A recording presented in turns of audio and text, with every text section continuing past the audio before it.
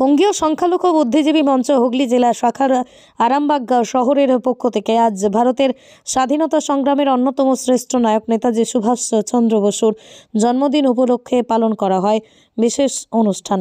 প্রথমে আরামবাগ হসপিটাল মোড় নেতাজির প্রতিকৃতি মূর্তিতে মাল্যদান করে এবং জাতীয় পতাকা উত্তোলন করে বঙ্গীয় সংখ্যালঘু বুদ্ধিজীবী মঞ্চের রাজ্য মহিলা সভানেত্রী রুমি বেগম মহাশয়া, সঙ্গে ছিলেন আরামবাগ শহর সভাপতি মুস্তাফিজুর রহমান আনসারি, শেখ আসগর ইমাম জিয়া সহ একাধিক কর্মীবৃন্দ। কি বললেন রুমি বেগম, শুনুন আপনিও। খবরটি ভালো লাগলে আমাদের চ্যানেলটি ফলো ও সাবস্ক্রাইব করে পাশে থাকুন। বসুর অবদান অপরিসীমা। দেশে 8 থেকে 80 আমরা সকলেই ওনার নামকে স্মরণ করি অনেক শ্রদ্ধা এবং সম্মানের সঙ্গে। এবং উনি যে আমাদের দেশের জন্য ইংরেজদের সঙ্গে লড়াই করেছেন, সেটা লড়াই করার পর আমরা যে দেশ স্বাধীন যে দেশ আমরা পেয়েছি, এই জন্য আমি নিজেকে গর্ববোধ মনে করি যে আমি একজন ভারতবর্ষের নাগরিক। এর চেয়ে বলার কিছু নেই। এটাই বলবো যে জয় হিন্দ, নেতাজি সুভাষচন্দ্র বোস কি, নেতাজি সুভাষচন্দ্র বোস কি, নেতাজি সুভাষচন্দ্র বোস কি। মহিলারা সবাই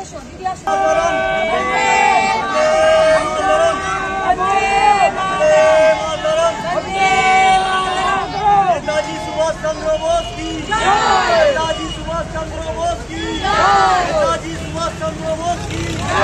जय हिंद, जय हिंद, जय हिंद, जय हिंद, जय हिंद। मातरम।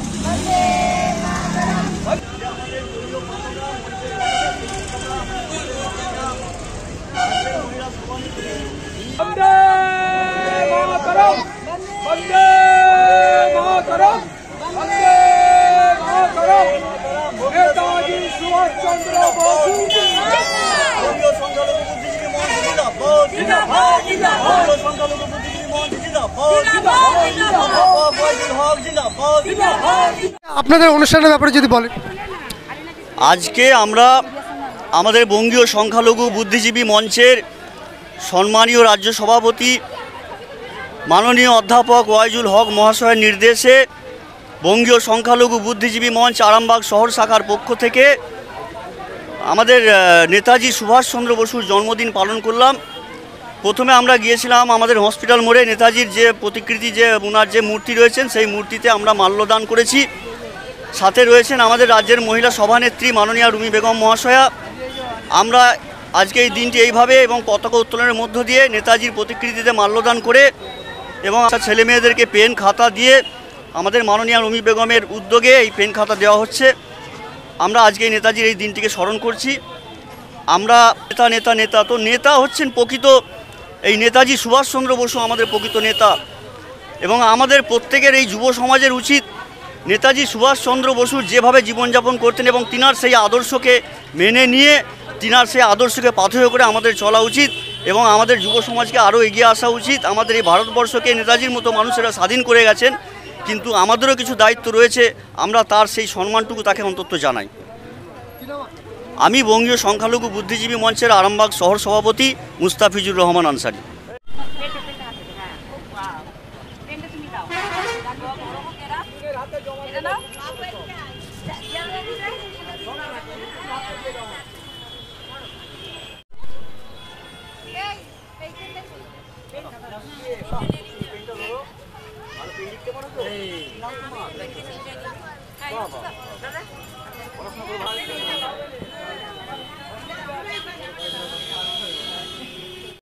আজকের অনুষ্ঠানের কর্মসূচির ব্যাপারে যদি কিছু বলেন।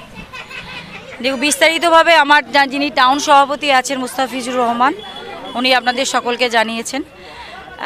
তো আমরা আমাদের বঙ্গীয় সংখ্যালঘু বুদ্ধিজীবী মঞ্চের যিনি অধ্যাপক রয়েছেন ওয়াইদুল হক সাহেবের নির্দেশেই আমরা সমস্ত কাজ করি বা করে চলেছি। আজকে বিশেষ কিছু করার মানে হচ্ছে কি, আমরা যেহেতু ছোট ছোট বাচ্চাদের কচি কাচ্চাদের নিয়ে আজকে এই প্রোগ্রামটা হচ্ছে, তো সেই জন্য এই বাচ্চাদের কিছু বই, খাতা, পেন বা তাদেরকে মিষ্টি খাওয়ানো, বাস এইটা একটা, যেহেতু আমাদের নেতাজি সুভাষচন্দ্র বোসের আজকে জন্মদিন, সেই উপলক্ষে আনন্দে আমরা আজকে এই ছোট্ট একটা অ্যারেঞ্জমেন্ট করেছি আমাদের অধ্যাপক ওয়াইদুল হক সাহেবের নির্দেশে।